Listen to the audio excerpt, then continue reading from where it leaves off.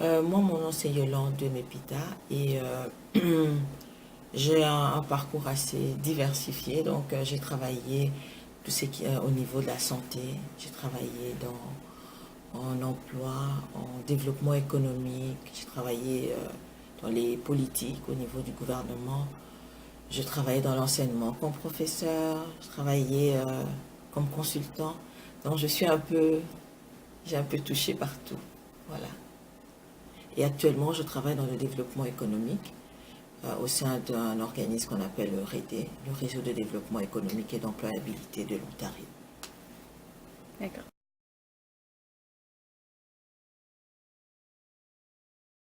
Ah oui, le projet de leadership féminin, c'est vraiment un projet qui au départ c'était d'identifier les obstacles que les femmes en général rencontraient face au poste de gestion, c'est-à-dire identifier et puis essayer de voir un peu quels sont les succès aussi et quelles sont les stratégies qu'on pourra justement mettre en place afin de favoriser justement l'accès aux postes de gestion pour les femmes dans leur communauté. On parlait plus vraiment des femmes francophones dans leur communauté.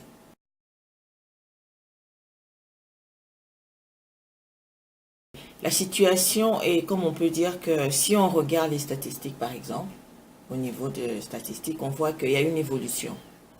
Si on voit les statistiques de 2009 par rapport aux statistiques de 2011, on a vu qu'on a commencé, il y avait au moins 30% des femmes qui occupaient des postes de gestion.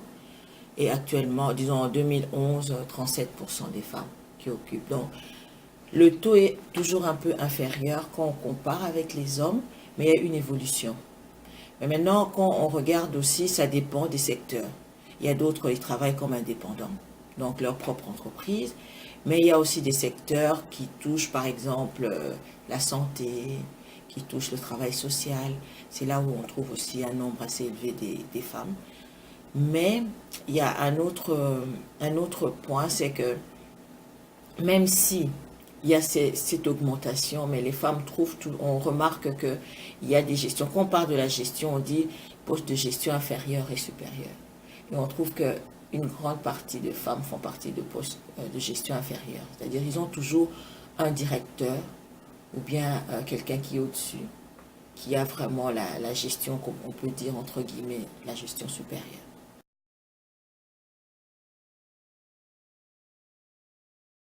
Des avantages, moi, je ne pense pas vraiment comme tel au niveau du travail. Par contre, l'œil, les yeux, par exemple, il y a des fois j'anime des ateliers, il y a des fois je rencontre des organismes où je dois les appuyer. Mais souvent, quand ce sont des hommes, le regard est un peu différent quand ils me voient. C'est-à-dire qu'au début, c'est comme si il se pose la question de savoir est-ce que c'est vraiment, elle est capable de nous aider. J'en ai eu des cas où je suis allée appuyer. On m'avait demandé justement de participer à une rencontre d'un groupe où il y avait plusieurs hommes et qui étaient des responsables des organismes, des entreprises, où je devais voir un peu le fonctionnement de leur... il faut former une table de travail, qu'on peut dire. Et je pense, j'étais presque la seule femme. Et, et on m'avait présenté comme quelqu'un qui pouvait les aider. Donc le regard était un peu, je sentais le regard, mais moi j'étais là pour observer. Et ils étaient en train de travailler, de parler, et puis à un certain moment, ils n'avaient pas de solution. Ils cherchaient une solution à un problème. Et il y a juste un monsieur qui lève et disant, mais vous, madame, on dit que vous êtes experte, j'aime pas trop ce mot, experte en domaine, alors vous ne dites rien. Est-ce que vous pouvez nous porter une solution? Vraiment de façon ironique. Hein. Et à ce moment-là, malheureusement pour lui, heureusement pour moi, quand il parlait, moi j'avais déjà une solution en tête. Et quand j'ai ouvert la bouche, il fallait voir leur façon de me regarder. Et puis ils ont changé complètement. Et chaque fois, ils me posaient la question, qu'est-ce que vous en pensez? Donc ils avaient un peu changé leur façon de parler. Et là, je me suis dit, mon Dieu.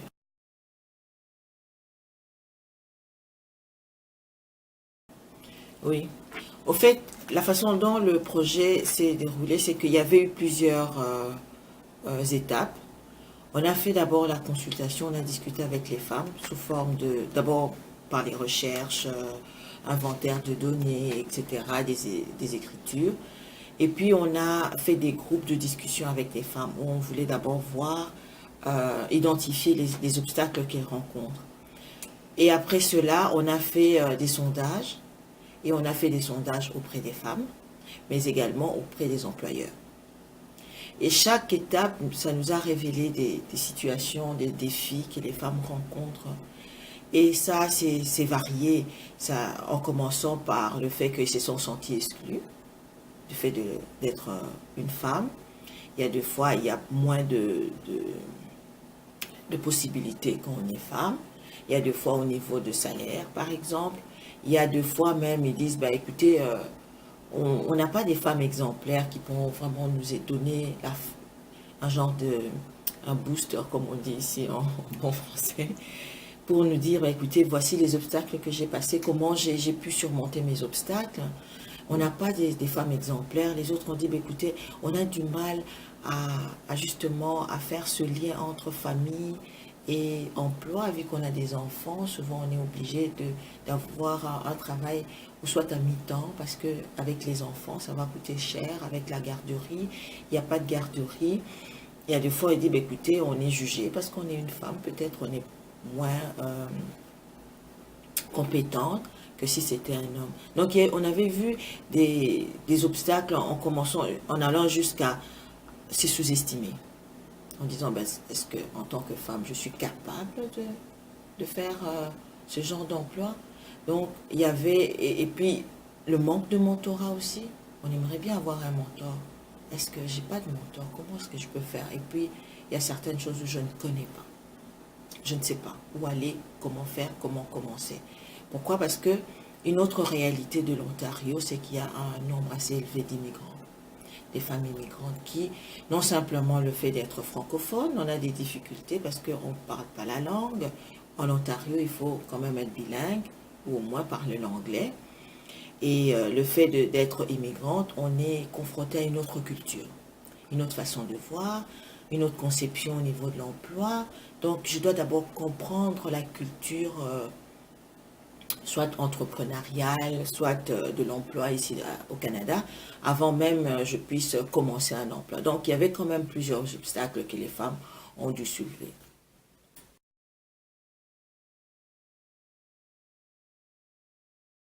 Donc, ce que je peux dire, c'est que les outils qu'on a mis, on a dû travailler avec des femmes, surtout sur des formations, des ateliers, et voir de façon ponctuelle comment ça va changer à court terme leur façon de penser, leur façon d'agir. Oui, on a vu certains résultats. Par exemple, on a eu des formations sur tout ce qui touche le plan de carrière. Parce que les autres disaient, bah, écoutez, comment est-ce que je dois aller? Je ne sais pas. Bah, ici, la culture canadienne au niveau professionnel, comment ça se passe. Des formations que j'ai animées aussi au niveau de démarrage d'entreprise. Il y en a d'autres qui veulent bien être des gestionnaires de leur propre entreprise. Vu la réalité d'être femme, avec les enfants, donc aller à un emploi de 9 à 5, disons 9 à 5, c'est pas possible. Donc si j'ai ma propre compagnie, je pourrais aussi essayer un peu de mieux gérer la famille. Donc il y avait des formations sur la planification de carrière, comme j'ai dit, comme le leadership, parce qu'il y en a d'autres qui disent, bah, écoutez, c'est qui un vrai leader? Donc, j'ai dû animer des ateliers sur le leadership et en mettant un peu plus l'accès sur le style interpersonnel, comment être avec les autres au niveau de l'emploi.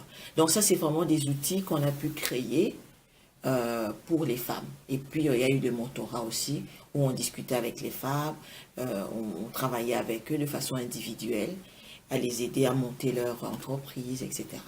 Alors,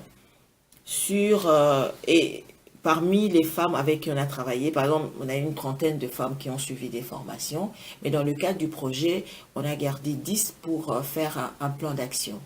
Donc, on a commencé dans un premier temps, au début, faire un plan d'action avec ces femmes pour voir qu'est-ce qu'elles aimeraient bien changer. Et la deuxième partie, c'était voir qu'est-ce qui a changé depuis qu'on a commencé jusqu'à présent. Donc, parmi les 10 femmes, j'ai remarqué, disons, le résultat était que 5 au moins ont décidé de créer leur propre entreprise. Certains ont déjà commencé, certains avec qui je travaille avec, et ça va dans le marketing, le nettoyage, l'import-export, le coaching. Il y en a 2 qui ont repris les cours d'anglais parce que le niveau d'anglais n'était pas aussi élevé pour les postes de gestion, on doit être bilingue, rien à faire. Et puis, il y en a d'autres qui ont préféré aller dans les CA, les conseils d'administration. Il y en a même une qui est devenue présidente. Donc, c'est quand même des résultats à court terme. Maintenant, peut-être dans des années qui vont suivre, là, on aura plus ou moins l'idée qu'est-ce que c'est vraiment devenu. Voilà.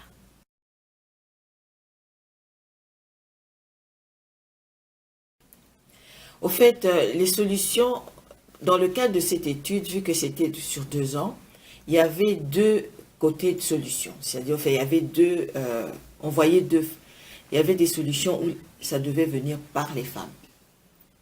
Il y avait d'autres solutions où on ne peut rien faire, on peut juste sensibiliser le gouvernement. Je donne un exemple. Les femmes ont dit, bah, écoutez, nous, si au moins on facilitait l'accès dans des garderies, nous, ça nous aiderait à aller trouver du travail, on est calme, que les enfants, et puis le prix. Mais malheureusement, financer les garderies, nous, on ne peut rien faire, on peut juste sensibiliser. Donc, pour ce projet, à la fin du projet, il y aura des recommandations. Et au niveau du REDE Canada, parce que c'est notre partenaire, nous c'est REDE Ontario, parce qu'on travaille au niveau de l'Ontario, mais REDE Canada qui est le promoteur du projet, on va leur envoyer des recommandations. C'est à eux, parce qu'eux ils touchent un peu plus les politiques, à présenter au gouvernement en disant, ben voici la recherche qu'on vient de faire, maintenant voici les recommandations que les femmes ont pu avoir. Donc les recommandations à part c'est qu'on a fait que les femmes, parce qu'on voulait vraiment que les solutions viennent d'elles et que ce soit d'abord des solutions où on peut ne pas avoir l'argent, mais on peut le faire. Où la personne elle-même peut faire un pas en avant. Par exemple, c'est dit, écoutez, moi je me sens un peu, j'ai pas l'estime de moi-même pour, je suis pas à l'aise, je ne pense pas que je suis capable. Travailler cette estime de soi. Là, c'est ça, c'est des solutions qu'on voulait. Et après, maintenant, dire, bah, écoutez, voici ce qu'on peut faire. Alors, d'autres solutions, c'était de sensibiliser aussi les employeurs. Parce que c'est eux qui embauchent. Quand on a fait les entrevues auprès des employeurs, ils nous ont dit, bah, écoutez, nous, on trouve que les femmes sont aussi compétentes que les hommes. Ça ne nous dérange pas de les embaucher. Nous, nos critères, on ne regarde pas ce qui est le genre, mais on regarde plus les compétences.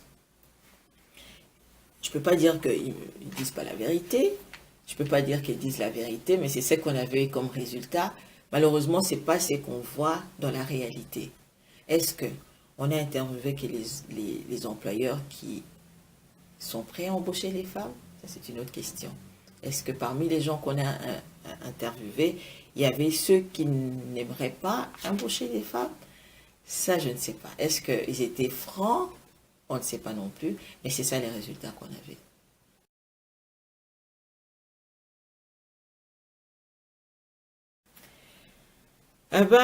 Je pense que je lui dirais, il faut foncer. Il faut foncer, il ne faut pas hésiter. Moi, j'ai toujours dit qu'il n'y a pas de limite. Quand il y a une porte et que quelqu'un peut entrer, pourquoi pas moi? Et je dis toujours de ne pas regarder l'aspect extérieur, de regarder juste là où on veut ses compétences. Moi, je dirais toujours, comme j'ai toujours dit, et je dis aussi aux jeunes qu'aux adultes, quand on veut vraiment faire quelque chose, on y croit à son projet, il faut foncer. Bien sûr que ça ne serait pas facile, il y aura des obstacles, mais quand on veut vraiment faire quelque chose, on arrive à surmonter ces obstacles.